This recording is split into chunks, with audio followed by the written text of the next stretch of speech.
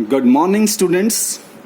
Structure of atom के अंदर हमने शुरुआत से यानी कि डिस्कवरी ऑफ इलेक्ट्रॉन से लेकर रदरफोर्ड मॉडल ऑफ एटम तक हमने जितना भी पढ़ा है उसके बेसिस पर कुछ न्यूमेरिकल प्रॉब्लम्स को हम डिस्कस करते हैं। जैसे पहला क्वेश्चन आपके पास है, इंपॉर्टेंट क्वेश्चन है बोर्ड एग्जाम के लिए। Calculate the mass and charge of 1 mole of electron. 1 mole of electron का आपने मास भी निकालना है और चार्ज भी। एक इलेक्ट्रॉन का मास नहीं, वो 1 मोल ऑफ इलेक्ट्रॉन का आपसे जवाब पूछ रहा है। अच्छा, एक चीज आपने ध्यान देना है, 1 मोल किसी का भी कोई भी सब्सटेंस हमेशा उसका एवोगैड्रो नंबर होगा। तो इसी कंसेप्ट को हमें ध्यान में रखना है। तो पहला आंसर सॉल्व करते हैं। तो हमें यह पता है, आपने डिस्कवरी ऑफ इलेक्ट्रॉन के अंदर पढ़ा था कि जो मास होता है एक इलेक्ट्रॉन का वो कितना होता है, 9.11 इंटू 10 की पावर माइनस में 31 किलोग्राम। लेकिन हमें मास एक इलेक्ट्रॉन का नहीं चाहिए, हमें मास कितने का चाहिए, 1 मोल ऑफ इलेक्ट्रॉन का। तो 1 मोल ऑफ इलेक्ट्रॉन में कितने इलेक्ट्रॉन्स है पहले ये पता कर लेते हैं। भाई 1 मोल ऑफ इलेक्ट्रॉन्स में एवोगैड्रो नंबर यानी कि 6.022 इंटू 10 की पावर 23 इलेक्ट्रॉन्स। अब हमें क्या चाहिए, इन 1 मोल ऑफ इलेक्ट्रॉन का मास चाहिए। तो mass of 1 mole of electron, तो हम क्या करेंगे, इन दोनों वैल्यूज को मल्टीप्लाई कर देंगे। क्योंकि ये तो 1 इलेक्ट्रॉन का मास है तो हमें इतने इलेक्ट्रॉन का मास पता लगाना है। क्यों पता लगाना है, क्योंकि इतने इलेक्ट्रॉन्स 1 मोल में पाए जाते हैं। तो इन दोनों को लिखो आप 6.022 10 की पावर 23 इंटू में 9.11 10 की पावर माइनस में 31 किलोग्राम। तो दोनों को जब आप मल्टीप्लाई कर लोगे तो आपके पास आंसर आएगा 5.486 इंटू 10 की पावर माइनस में 7 किलोग्राम। तो this is the mass of 1 mole of electron. अब हमें क्या चाहिए, चार्ज पूछ रहे हो। तो पहले हमें ये पता होना चाहिए जो चार्ज ऑफ 1 इलेक्ट्रॉन, एक इलेक्ट्रॉन का चार्ज कितना होता है। तो आपने डिस्कवरी ऑफ इलेक्ट्रॉन के अंदर पढ़ा था कि एक इलेक्ट्रॉन का जो चार्ज होता है वो होता है 1.602 या 1.60 भी आप कह सकते हो, इंटू 10 की पावर माइनस में 19 कोलाम। सी यहाँ पे क्या है, कोलाम को डिनोट करता है। लेकिन हमें चार्ज ऑफ 1 इलेक्ट्रॉन नहीं चाहिए, हमें तो चार्ज चाहिए कितने का, charge of 1 mole of electron का। तो 1 मोल ऑफ इलेक्ट्रॉन में कितने इलेक्ट्रॉन, 6.022 10 की पावर 23 इलेक्ट्रॉन्स, एवोगैड्रो नंबर। लेकिन हमें इसका क्या चाहिए, चार्ज। ठीक है, तो हम क्या करेंगे, इसको 1 इलेक्ट्रॉन के चार्ज से मल्टीप्लाई कर देंगे, सिंपल सा। भाई 1 मोल ऑफ इलेक्ट्रॉन में इतने इलेक्ट्रॉन्स, तो 1 इलेक्ट्रॉन का चार्ज इतना, तो इतने मोल ऑफ इलेक्ट्रॉन का चार्ज कितना होगा, दोनों को हम क्या करेंगे, मल्टीप्लाई, यानी कि इस नंबर को एवोगैड्रो नंबर से मल्टीप्लाई करेंगे। तो आपके पास आपका आंसर आ जाएगा 9.647 इंटू 10 की पावर 4 कोलाम। क्लियर। तो ये था हमारा पहला क्वेश्चन। अब हम दूसरे क्वेश्चन को डिस्कस करते हैं। दूसरा क्वेश्चन हमारे पास है, आपको फाइंड आउट करना है, आपको दे रखा है नंबर ऑफ इलेक्ट्रॉन्स। आपको दे रखा है number of electrons, protons and neutrons in a species. एक स्पीसीज के अंदर क्या क्या वैल्यू दे रखे, इलेक्ट्रॉन आपके पास दे रखे 18 और प्रोटॉन आपके पास दे रखे 16 और न्यूट्रॉन आपके पास दे रखे 16। ये आपको गिवन है। ठीक है, आपने क्या करना है, असाइंज proper symbol to the species. उस स्पीसीज का सिंबल क्या होगा, इसको आपने असाइंज करना है, यानी कि पता लगाना है। ठीक है, अब यहां पे एक चीज आप नोट कर रहे होंगे कि आपने ये भी पढ़ा था, अभी पिछली वीडियो के अंदर हमने पढ़ा था कि जो एटॉमिक नंबर होता है वो किसके बराबर होता है, नंबर ऑफ प्रोटॉन्स के बराबर या फिर नंबर ऑफ इलेक्ट्रॉन्स के बराबर। तो नंबर ऑफ प्रोटॉन्स कितने हैं, 16। तो इसका मतलब उस स्पीसीज का एटॉमिक नंबर कितना हो जाएगा, 16। तो एटॉमिक नंबर हमें पता लग गया कि कितना है, 16 है। अच्छा, 16 किसका एटॉमिक नंबर है, अगर आप पीरियोडिक टेबल में देखोगे तो ये कहीं ना कहीं सल्फर का होता है। किसका होता है, सल्फर का। तो सल्फर का हमें ये तो पता लग गया कि वो स्पीसीज कौन है, सल्फर है। ठीक है, तो उसका एटॉमिक नंबर कितना है 16। अब उसका अगर हमें मास नंबर पता लग जाए तो हमारा सॉल्यूशन हो जाएगा। तो अब हम मास निकालेंगे। तो देखो मास नंबर भी आपने पढ़ा था, मास नंबर क्या होता है, नंबर ऑफ प्रोटॉन्स प्लस में नंबर ऑफ न्यूट्रॉन्स, ये फॉर्मूला होता है। अच्छा प्रोटॉन्स कितने हैं आपके पास 16, न्यूट्रॉन कितने हैं आपके पास 16, गिवन है आपको। इन दोनों को आप ऐड करो तो कितना आ जाएगा 32। तो इसका मतलब मास नंबर आपका कितना आ गया 32 आ गया। ठीक है, अब एक चीज आपने यहां पे नोटिस करनी है कि इलेक्ट्रॉन की संख्या कितनी है 18। आपने ये पढ़ा था ना कि जो एटॉमिक नंबर होता है वो या तो नंबर ऑफ प्रोटॉन्स के बराबर होता है या फिर नंबर ऑफ इलेक्ट्रॉन्स के बराबर होता है। तो इसका मतलब प्रोटॉन और इलेक्ट्रॉन इक्वल होने चाहिए, लेकिन यहाँ पे प्रोटॉन और इलेक्ट्रॉन है वो इक्वल नहीं है। कहीं ना कहीं इलेक्ट्रॉन जो है वो ज्यादा है प्रोटॉन से। अच्छा इलेक्ट्रॉन कभी भी प्रोटॉन से ज्यादा कब होंगे, जब स्पीसीज के ऊपर नेगेटिव चार्ज होगा। हमेशा ध्यान रखना स्पीसीज के ऊपर हमेशा, देखो इन दोनों में डिफरेंस कितना है, इन दोनों में अगर मैं यहां से पता लगाऊं तो इलेक्ट्रॉन माइनस में प्रोटॉन दैट इज 18 माइनस में 16, तो 2 का डिफरेंस है, यानी कि इलेक्ट्रॉन 2 ज्यादा है। तो 2 ज्यादा यानी कि उस स्पीसीज के ऊपर आप 2 माइनस का कर दो, क्योंकि इसने 2 इलेक्ट्रॉन फालतू लिए गेन किए, तो गेन का मतलब -2 आएगा। तो हमारा आंसर ये आ गया कि सल्फर उसके ऊपर 2 नेगेटिव, एटॉमिक नंबर उसका 16 और मास नंबर उसका 32। तो ये हमारे पास वो स्पीसीज है जिसका हमें पता लगाना था। उसके बाद हम तीसरे क्वेश्चन पे चलते हैं, इसको मैं रफ कर देता हूं।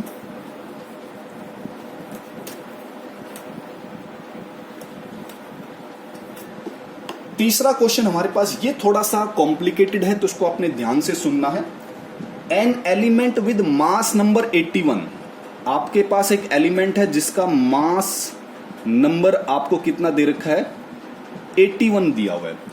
ठीक है, contains 31.7 more neutrons as compared to protons. Protons के मुकाबले में उसके पास 31.7% ज्यादा न्यूट्रॉन्स है। आपने उस एटॉमिक सिंबल का पता लगाना है भी, उसका सिंबल क्या है, उसका सिंबल क्या है। तो सबसे पहले आपके पास एक फॉर्मूला होता है। फॉर्मूला क्या होता है कि जो मास नंबर होता है वो हमेशा नंबर ऑफ प्रोटॉन्स प्लस में नंबर ऑफ न्यूट्रॉन्स के बराबर होता है। अच्छा मास नंबर आपको गिवन है कितना है 81, तो इसका मतलब आपको पता लग गया कि प्रोटॉन प्लस न्यूट्रॉन कितना दे रखा आपको 81। अब एक चीज उसने कह रखी है, क्या उसने क्या कहा है कि प्रोटॉन के मुकाबले में न्यूट्रॉन ज्यादा है। तो मैं प्रोटॉन को क्या मान लेता हूं, let number of protons equal to x मान लेता हूं। प्रोटॉन्स की संख्या मैं क्या मान लेता हूं x मान लेता हूं। तो देयरफॉर जो न्यूट्रॉन्स जो होंगे वो प्रोटॉन से, प्रोटॉन क्या है x, भाई प्रोटॉन्स मैं यहां पे लिख देता हूं, प्रोटॉन्स इस प्रोटॉन से कितने ज्यादा है, इस प्रोटॉन से 31.7% ज्यादा है। ठीक है 31.7%। अच्छा प्रोटॉन्स को मैंने क्या माना हुआ है x, तो ये किसको मैं क्या लिखूंगा x ऑफ 31.7%। ठीक है नहीं, ऑफ का मतलब मल्टीप्लाई, यहां पे मल्टीप्लाई कर देता हूं मैं, क्लियर। और इसको सॉल्व करूंगा तो ये कितना आएगा, परसेंटेज को आप हटा लेना, तो उसको हटाने के बाद आप इसको सॉल्व करना तो 0.317x आएगा ये।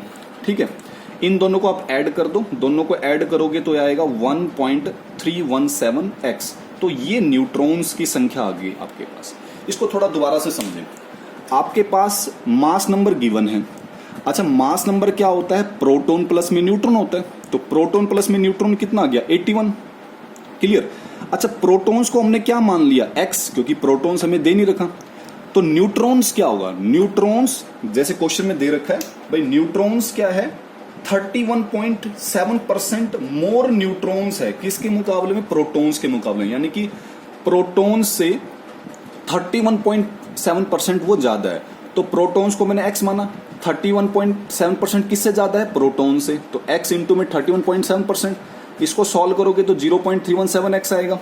इन दोनों को ऐड करोगे तो आपके पास ये आ जाएगा। ठीक है, अब यहां से क्या होगा, देयरफॉर यहां से इसको उठाते हैं प्रोटॉन प्लस में न्यूट्रॉन इक्वल टू 81। प्रोटॉन क्या है x, तो यहां x पुट कर दो। न्यूट्रॉन क्या है 1.317 x इक्वल टू 81। ये भी x है, ये भी x है। इन दोनों को जब जोड़ोगे तो कितना होगा, कितना x होगा टोटल? इसको आप टोटल करोगे तो 2.317 x होगा 81। तो यहां से x क्या हो जाएगा 81 अपॉन में 2.317। इसको जब आप डिवाइड करोगे ना तो आपको अप्रोक्सीमेट इसका जो आंसर आएगा वो 35 आएगा। तो आपको क्या पता लग गया, ये प्रोटॉन्स। तो therefore number of protons equal to 35। अच्छा, जो नंबर ऑफ प्रोटॉन्स होते हैं वही क्या होते हैं, एटॉमिक नंबर होते हैं। तो एटॉमिक नंबर भी क्या आ गया 35। तो अब सिंबल क्या बनेगा, देखो सिंबल एटॉमिक नंबर 35। अच्छा 35 किसका एटॉमिक नंबर है होता है, थोड़ा सा आप गैस करो कि 35 किसका एटॉमिक नंबर है। आपको मैंने पीछे क्वेश्चन भी करवाया था, तो ये ब्रोमीन का होता है। तो ब्रोमीन का एटॉमिक नंबर 35, उसका मास नंबर में गिवन है 81।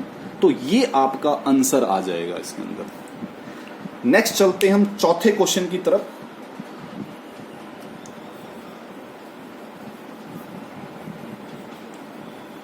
चौथा क्वेश्चन है, एक आपके पास आयन दिया हुआ है जिसका मास नंबर 56 है। मास नंबर आपके पास कितना दे रखा है 56। ये चौथा क्वेश्चन है।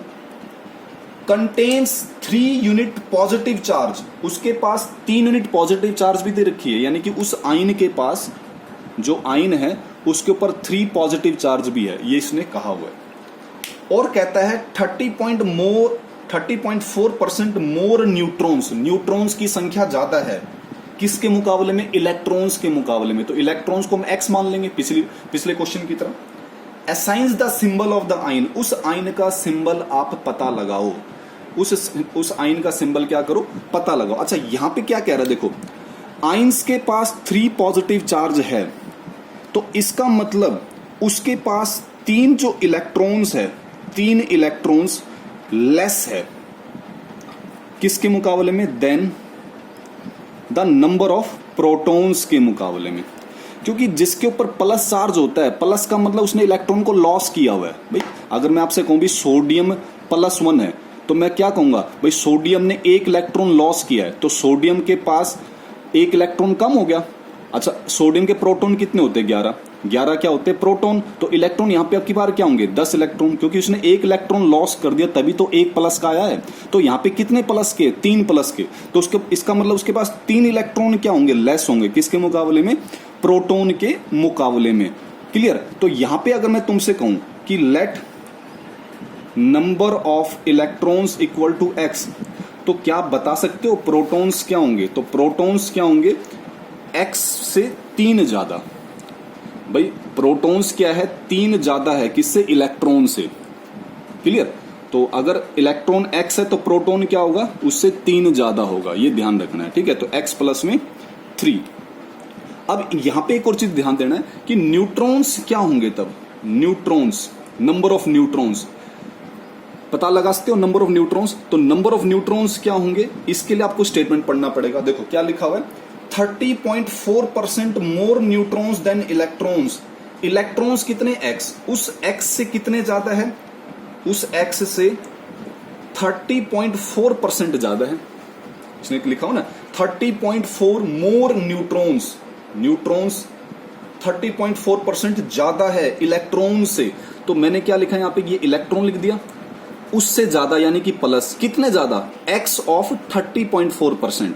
तो इसको मैं सॉल्व करूंगा x प्लस में, और जब मैं इसको x ऑफ का मतलब होता है मल्टीप्लाई 30.4%, परसेंट को अगर मैं यहां से हटाऊंगा तो ये हो जाएगा x प्लस में 0.304x। इन दोनों को मैं ऐड करूंगा तो 1.304x आएगा। This is the number of neutrons. ये मेरे पास क्या आगे है, नंबर ऑफ न्यूट्रॉन्स आ चुके हैं।